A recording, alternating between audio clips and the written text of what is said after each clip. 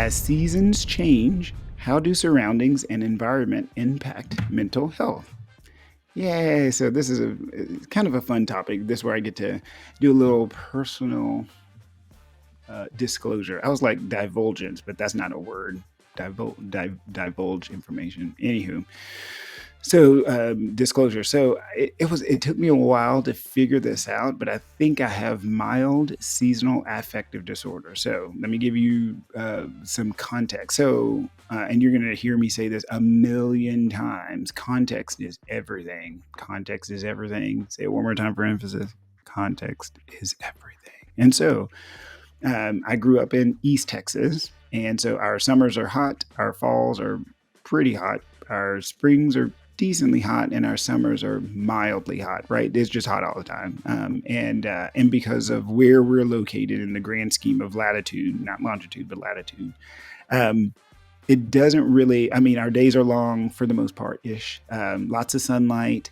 Um, yeah, and so anytime we would go back and forth, even with the time change, it wasn't that bad. Like I just remember growing up, and I'd be like, "Okay, yeah, the street lights are on. It's around 7 or 8 o'clock in the summer, or 9 o'clock. Let's go in the house." And then during the winter time, it'd be 6 or 7, not a big deal. So anyway, my body and my circadian rhythms got acclimated to that, and so I didn't really feel any particular way during the winter time. Although I don't do cold, and so the light was there, but the cold would bother me because I don't think I have Raynaud's. Raynaud's is a cardiovascular phenomena where your blood vessels in your fingers get really, when they get cold, they constrict, and so they constrict the blood, and so your fingertips and stuff turn blue. And I don't have that degree, but it's hard for me to like type and do things when I'm cold, and it just hurts, and I don't like it, and so that makes my mood go.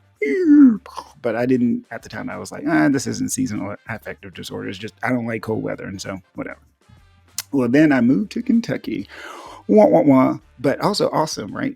Because Kentucky is great. It's a beautiful state. I think it's one of the most beautiful states in this country. I haven't been to all 48 states.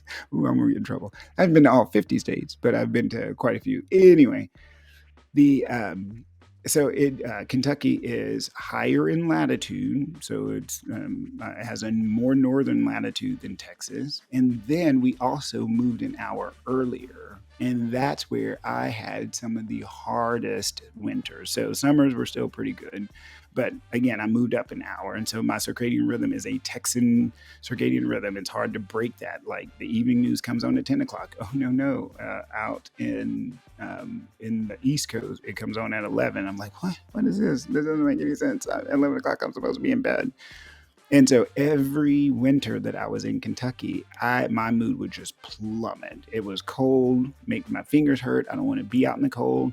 Made worse, in Kentucky, it would snow and get gray, and I need sun, y'all. Remember, I'm a Texas summer baby, and so it got to the point where I was like, I have to do something. And so eventually talked to a therapist. That was helpful. I also just did some research and talked to some of my residency colleagues and supervisors and stuff, and they were like, "You need a light box," and I was like, "What? What is this? Is this voodoo and magic?" And they're like, "No." There's research that shows that if there's a certain amount of lumens in a light box, and you put it a certain amount away from your face every morning, your mood would get better. So I went and bought a light box that radiates 10,000 lumens, and you put it 6 inches from your face, and I think it's like 20 minutes every morning during those times when the sunlight is not out, and it helps. And y'all, it truly helped. I was like, oh my god, this is great. But it's also a reminder that I have got to get out of here. Kentucky, again, wonderful in every way. Miss my patients, miss my colleagues, but I could not get back to Texas fast enough because I needed sun and heat and all that stuff. And so even now, back in Texas, there are times when I feel my mood dip. My mood will dip, and I would go, well, do I need to be on medication? And what I do instead is do all the other stuff to curb that feeling. So I try to move my schedule around so that I actually start later, right? So I don't start my day when it's still dark outside, because that makes my mood terrible. I try to finish before it's dark, because if I leave the office after a long day and it's dark outside, my mood plummets. And in order to get a diagnosis, it has to the symptoms have to disrupt some major domain of your life, and I don't want it to get that bad. And so I'm trying to preemptively do things. I go and work out. I will, manage any alcohol that I'm drinking. Like I'm doing other things to make sure I'm trying to eat right, do the things to make sure that the mood doesn't plummet during those 4 or 5 months. And it's not even 5 months in Texas. I guess it's like December, January, February. So it's more like 3 months. But that's also why you will never, ever, ever see me move anywhere probably north of this. So congratulations, Texas. I guess you have me in some form or fashion for the rest of your life.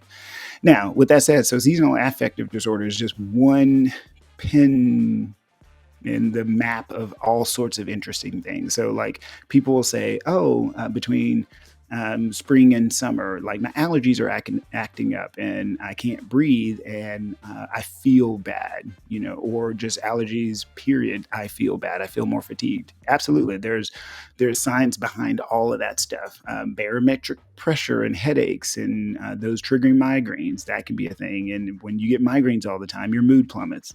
Totally makes sense.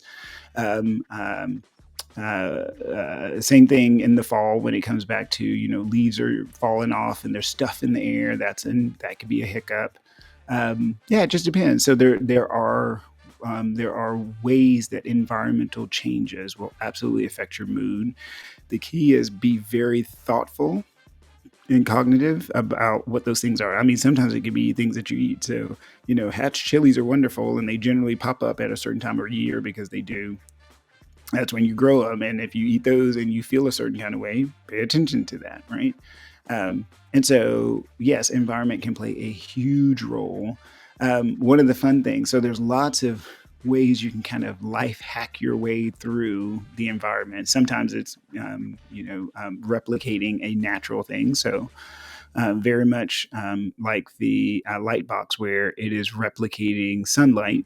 I mean, you can do any number of things. You can wear your swimsuit in the summertime, put on sunscreen. Well, technically, I think you're supposed to put on sunscreen all the time because that's how that works. But the smell of sunscreen is a summer thing, and olfactory therapy or aromatherapy is a thing, y'all. It can make you feel better using the standard stuff, lavenders and chamomiles and all that mint can be helpful. But sometimes if you're, as deep and dark and you live up in Norwegia or wherever you are and it's dark, well, sometimes you can trick yourself into feeling like it's summer by doing different things with scents and lights and smells and people.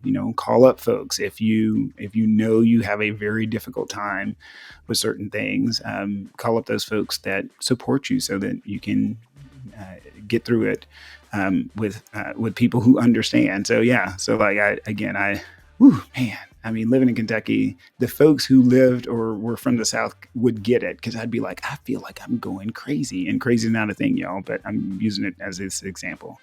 I'd be like, I moved from Central to East Coast time, and I feel like I'm off. I feel like I'm out of phase. And every time we do this daylight savings, whatever it is, during the wintertime, it makes me feel even more out of phase. And I would have friends who go, "Oh yeah, I know exactly what you mean." I'm like, "Oh my gosh, thanks." I'm not, that validation was very helpful. I didn't feel like I was like this odd person, because there are other people who feel the same way.